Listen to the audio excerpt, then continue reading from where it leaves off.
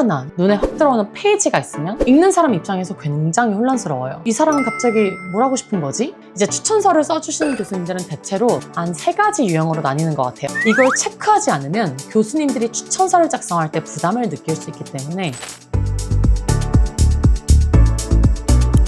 자, 그럼 스텝 4 포트폴리오 이야기로 넘어가 보도록 하겠습니다. 이건 정말 단언할 수 있어요. 건축유학은 결국 포트폴리오 싸움입니다. 요즘 포트폴리오 관련해서 정말 많이 받는 질문이 이런 거예요. 프로젝트는 몇 개 있어야 하나요? 프로젝트당 몇 장씩 넣어야 하나요? 포트폴리오 학원 다녀야 하나요? 솔직히 말씀드리면 여기에 정답은 없습니다. 개인차가 너무 크고, 그리고 또 프로젝트 많이 했다 이런 거는 사실 자체의 의미를 갖기 어렵거든요. 대신 학교가 보는 건 전혀 다른 지점이에요. 이 프로젝트가 잘 설명되고 있는지, 이 사람이 어떻게 생각하는지가 보이는지, 그리고 무엇보다 그 사람만의 색깔이 있는지를 보는 거거든요. 그래서 좋은 포트폴리오는 단순히 잘 만든 작품을 모아놓은 자료집이 아니라 하나의 사고 흐름을 가진 책에 가까워요. 그래서 이 사람이 어떤 질문을 던지고 그 질문을 어떻게 밀고 가는지가 전체 포를 통해서 읽혀야 돼요. 그리고 이 흐름을 각 학교가 선호하는 방식에 맞게 조금씩 조정하는 게 사실 포트폴리오 준비에서 제일 어려운 부분이기도 하죠. 그래서 포트폴리오는 최대한 일찍 시작하는 게 좋아요. 그리고 비전공자일수록 더더욱 그러고요. 특히 아이비리그 쪽을 준비하시는 분들이라면 꼭 한번 생각해봤으면 하는 포인트가 있어요. 이제 유펜, 코넬, 예일, 컬럼비아 같은 학교들은 어플리케이션 요구사항이 거의 다 비슷하거든요.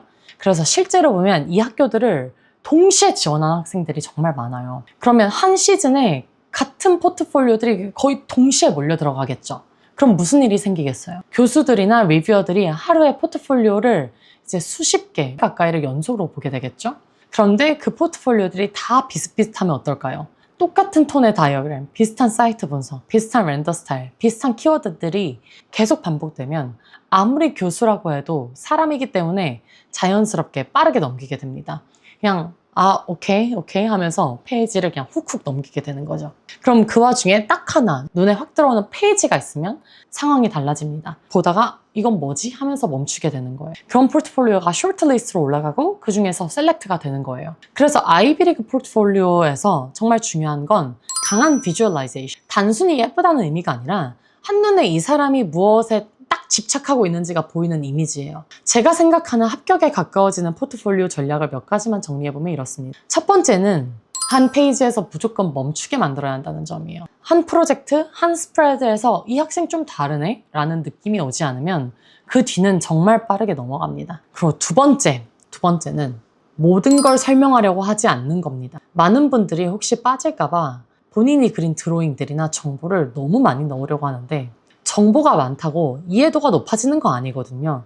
오히려 본질과 핵심이 흐려져요. 차라리 본인이 말하고 싶은 것, 하나의 질문, 하나의 아이디어를 정해서 처음부터 끝까지 밀고 나가는 편이 훨씬 강합니다. 제 포트폴리오를 한번 보면서 예를 들어볼게요. 제 SOP의 핵심 키워드는 gravity와 force였어요. 그래서 포트폴리오 전체에서도 이 개념을 전반적으로 가져가려고 했습니다. 그래서 첫 번째 프로젝트도 졸업 설계를 거의 다시 하다시피 하면서 제 작업 전반을 힘이라는 개념으로 다시 묶으려고 노력했어요. 그래서 각각의 프로젝트가 따로 노는 게 아니라 하나의 관점 아래에서 읽히도록 구조를 잡은 거죠. 그래서 제 포트폴리오를 보시면 이런 식으로 첫 번째 프로젝트 Small Bang, 두 번째 프로젝트 Gravity Room, 세 번째 프로젝트 Define Gravity, 이렇게 약간 스토리 라인을 만들려고 조금 노력했고, 제가 가진 졸업 설계 아이디어를 다시 바꿔서 약간 더 실험적이고 급진적인 아이디어처럼 보이려고 조금 더 폴리시하려고 노력했고요. 그리고 이 프로젝트들도 보시면 원래 이 프로젝트는 돌봄교실 프로젝트였어요. 실제로 지어진 사진이었는데 그 사실에만 머무르지 않고 그 공간을 통해 제가 어떤 시선을 가지고 있는지를 최대한 과장해서 드러내려고 했습니다. 솔직히 말하면 실제로는 하나의 작은 프로젝트였지만 포트폴리오 안에서는 거의 공공건축으로 세상을 바꾸려는 사람처럼 서사를 만들었어요. 제가 마치 아이들을 돕기 위해 건축을 하는 사람처럼 제 나름대로 의미를 최대한 크게 부여했습니다. 결과물이 어떤지보다는 이 공간을 통해서 내가 어떤 것을 문제로 보고 있는지, 어떤 태도를 가진 사람인지, 그리고 건축을 어떤 도구로 사용하는지를 보여주려고 했던 거죠. 현실보다 조금 더 진지하게, 조금 더 거창하게 해석해서 사고 과정과 관점을 강조하는 데 집중하는 거죠. 포트폴리오는 결국에 내가 뭘 했는지 설명하는 문서가 아니에요. 나는 이런 방식으로 생각하는 사람이다를 설득하는 도구예요. 이 관점을 놓치지 않는 게 가장 중요한 거예요. 넘어갈게요. 그 다음 스텝 5번째는 SOP와 SA입니다. 포트폴리오와 항상 같이 따라오는 이야기 SOP로 넘어가 볼게요. 사실 이 둘은 완전히 분리된 게 아니라 하나의 세트라고 생각하셔야 합니다. 이제 많은 분들이 SOP를 나를 잘 포장하는 글이라고 생각하는데 저는 그건 조금 다르다고 봐요. SOP는 자기 PR 문서라기보다는 물론 맞아요. 근데 포트폴리오를 읽는 사람에게 이 사람이 왜 이런 작업을 했는지를 설명해주는 설명서와도 얼라인해야 된다고 생각하거든요. 그래서 포트폴리오가 시각적인 언어라면 SOP는 그 사고 과정을 말로 풀어주는 역할을 해야 한다고 생각해요. 그래서 제일 중요한 건 SOP가 포트폴리오랑 얼라인하고 있느냐입니다. 그래서 포트폴리오에서 이 얘기를 하고 있는데 SOP에서 갑자기 또 다른 관심사를 꺼내면 읽는 사람 입장에서 굉장히 혼란스러워요. 그래서 이 사람은 갑자기 뭘 하고 싶은 거지? 라는 생각이 들게 되거든요.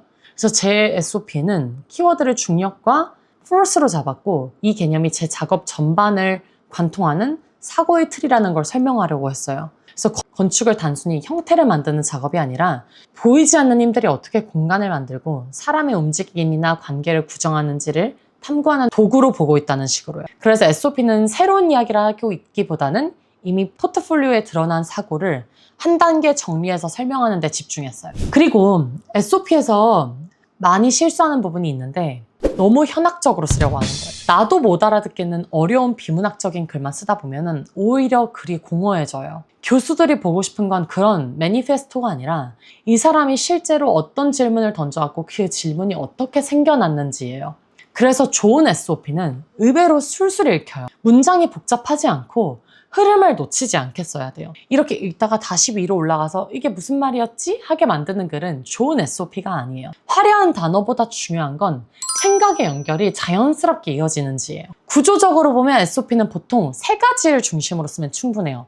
첫 번째는 내가 왜 건축을 하게 되었는지, 두 번째는 그 과정에서 어떤 질문과 관심사를 갖게 되었는지, 그리고 세 번째는 그래서 이 학교에서 내가 무엇을 더 배우고 싶은지입니다. 이 3가지가 논리적으로 이어지잖아요? 그럼 굳이 특별한 표현을 쓰지 않아도 글 자체가 설득력을 갖게 됩니다. 정리하면 SOP는 포트폴리오를 보완하는 글이지 포트폴리오를 대신하는 글이 아니고 내가 어떤 사람인지 새로 만들어내는 문서가 아니라 이미 드러난 사고를 말로 정리해주는 문서라고 생각하시면 됩니다. 참 쉽죠? 그 다음 6번째, CV에 대한 이야기로 넘어가 보도록 할게요. 자, CV는 포트폴리오나 SOP처럼 나를 드러내는 문서이긴 하지만 절대 화려할 필요가 없습니다. 자, 레주메.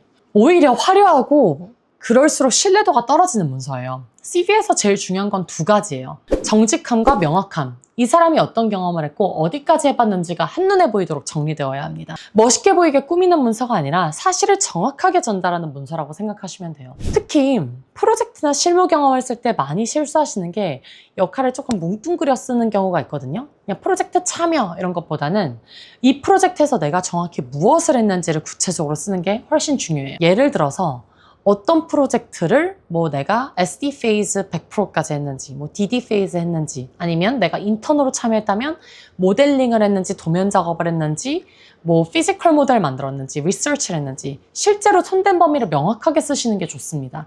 그리고 피해야 하는 것들도 있는데요. 스킬 레벨을 막대 그래프나 퍼센티지로 표현하는 방식, 그리고 expert, advanced 같은 과장된 표현들은 좀 지양해주세요. 이런 표현들은 오히려 보는 사람 입장에서 신뢰하기 어려워요. CV는 평가하는 문서가 아니라 확인하는 문서이기 때문에 스스로 점수를 매길 필요가 없어요. 정리하면 CV는 튀는 문서가 아니라 안정적인 문서여야 합니다. 포트폴리오나 SOP를 조용히 받쳐주는 역할을 하는 문서라고 생각하시면 돼요. 화려하지 않아도 되고 솔직하고 명확하면 충분합니다. 그리고 순서는 이제 보통 education, work experience, 그리고 그 다음 school activities, 그 다음은 awards, 이런 순서로 쓰시면 돼요. 무난하게 넘어가도록 할게요. 7번째, 추천서로 넘어가 보도록 하겠습니다. 대부분의 학교들은 추천서 3부 정도를 요구하고 일부 학교들은 2부만 요구하는 경우도 있어요. 만약 졸업 후 실무 경험이 있으시면 3개 중에 하나 정도는 직장 상사에게 받는 것도 좋은 선택이에요. 다만 건축유학의 경우에는 여전히 학부 시절 스튜디오 교수님들에게 추천서를 받는 경우가 가장 많고요.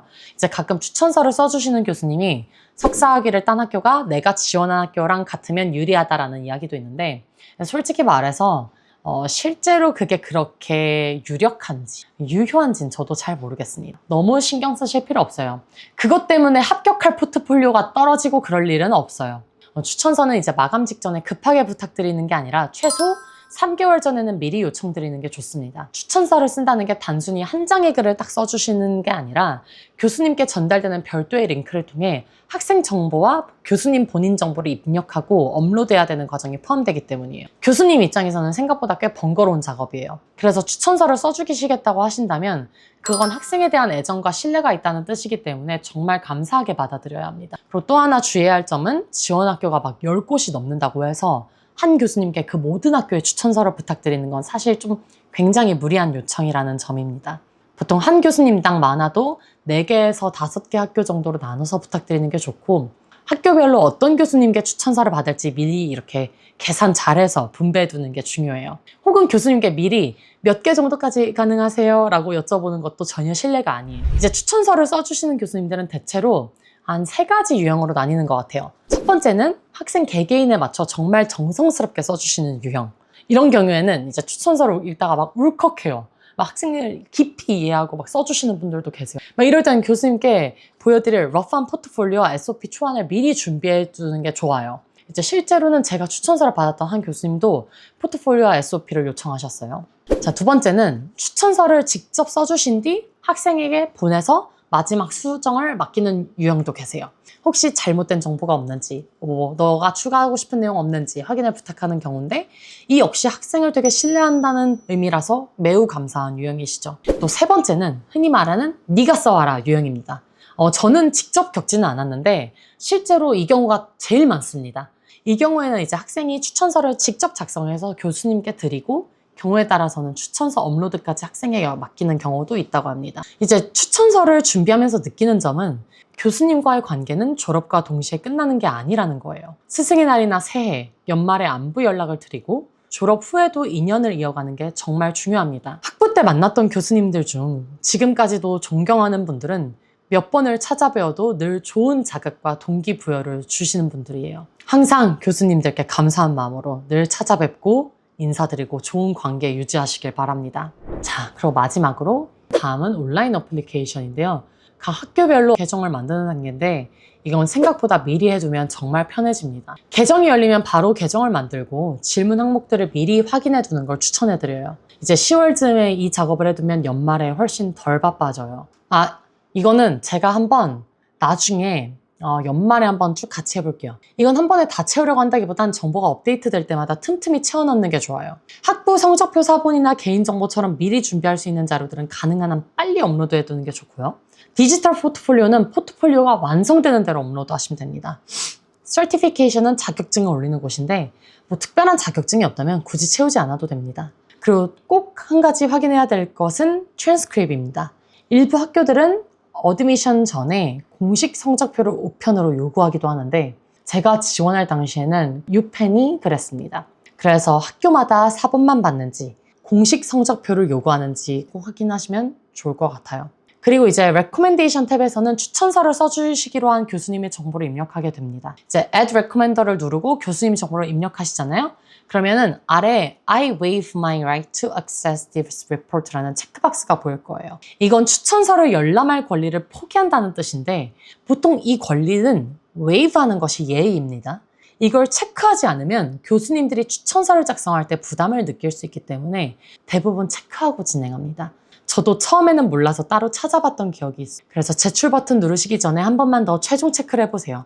지원서에는 마감 전에 다시 확인할 수 있는 단계가 있어요. 내가 지원하려는 프로그램이 정확하게 선택되어 있는지 꼭 확인하시고요. 서류마다 학교 이름을 잘못 바꿔 쓴 부분 없는지도 한 번 더 천천히 살펴보세요.